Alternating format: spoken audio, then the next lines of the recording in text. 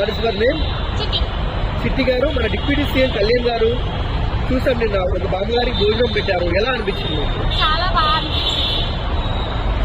So Kalyan గారు ఇంతవరకు ఏ రాజకీయ నాయకుడు అలా చేయలేదు, ఒక వృద్ధురాలను తెచ్చుకొని భోజనం పెట్టి డబ్బులు ఇచ్చి పంపించడం, ఎలా అనిపిస్తుంది? చాలా బాగా అనిపించింది. అండ్ ఆయన ఒక చేంజ్ అయితే తీసుకొస్తారన్న ఒక నమ్మకం అయితే ఉంది, అది కనిపిస్తుంది కూడా.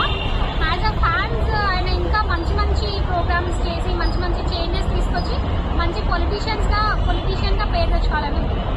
ఒక స్టూడెంట్ గా చెప్పండి, కళ్యాణ్ గారిలో మీకు నచ్చే క్వాలిటీ ఉంది?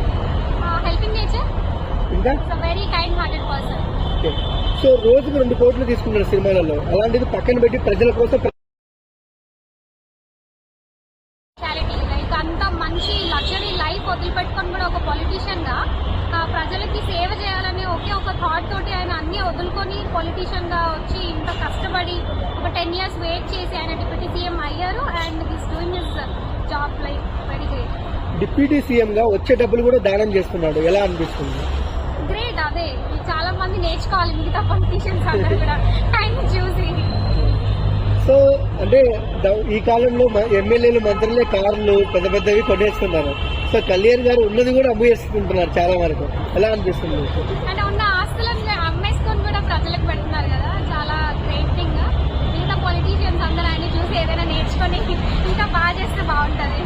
సో కన్న కొడుక అదర్ పర్సన్స్ అంటే మన కన్న కొడుకే అంటాం, కానీ కళ్యాణ్ గారు అదర్ పర్సన్స్ పీపుల్స్ అని ప్రజల కోసం నిలబడినారు వాళ్ళ కొడుకు బాగాలేనప్పుడు కూడా, ఎలా అనిపించింది?